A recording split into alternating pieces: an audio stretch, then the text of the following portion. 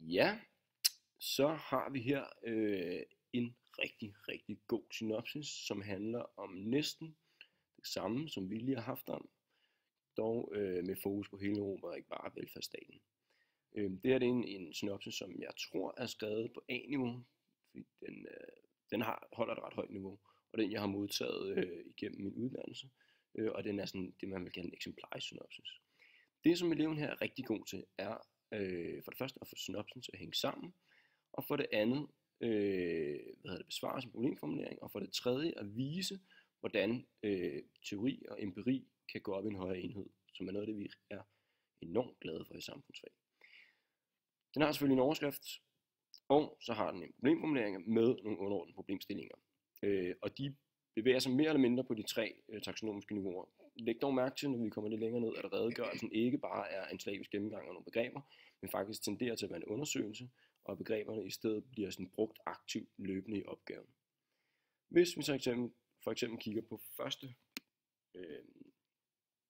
spørgsmål her, altså problemer har Europa i modsætning til USA, så lister eleven en masse tal op omkring vækst.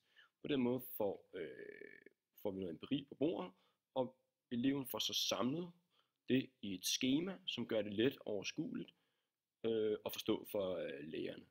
Og I kan se, at det eleven har undersøgt netop er de økonomiske mål, for eksempel vækst, arbejdsløshed, betalingsbalance og gæld og sådan ting. Super godt, ikke? Så kommer så en delkonklusion. Det er også en god idé.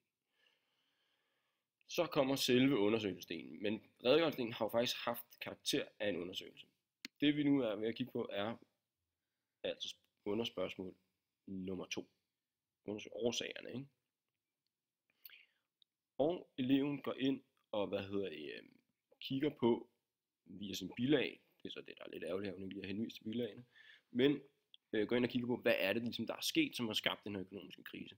Og læg mærke til, at der kommer nogle, teoretiske betegnelser på, hvad det er, der er sket, samtidig med, at de ligesom bliver udfyldt, forstået på den måde, at der så efterfølgende er nogle pinde eller nogle pile, som henviser til den økonomiske sammenhæng her, ikke? Så man har ikke bare skrevet det konstruktive finanspolitik, man har rent faktisk skrevet, hvad det er, der så sker. For eksempel manglende efterspørgsel, dårlig konkurrenceevne osv. Ikke? Og igen en lille delkonklusion, også en udmærket idé.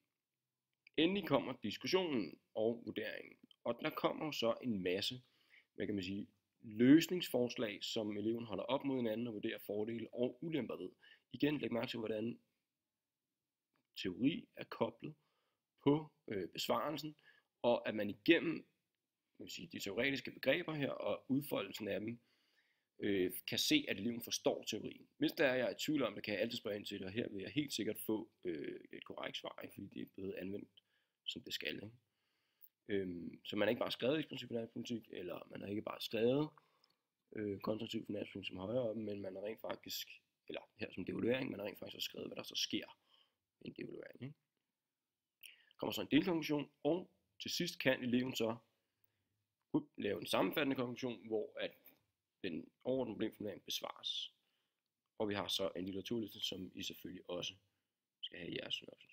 Altså her er en rigtig god eksemplarisk synopsis, som også relaterer til jeres emne, og som I kan bruge som udgangspunkt for det, I skal til at lave nu her og til eksamen. Men jeg er opmærksom på, at den dog er lidt lang, så I skal ikke være så lang her. Kun 2-3 sider. Yes, god arbejdslyst.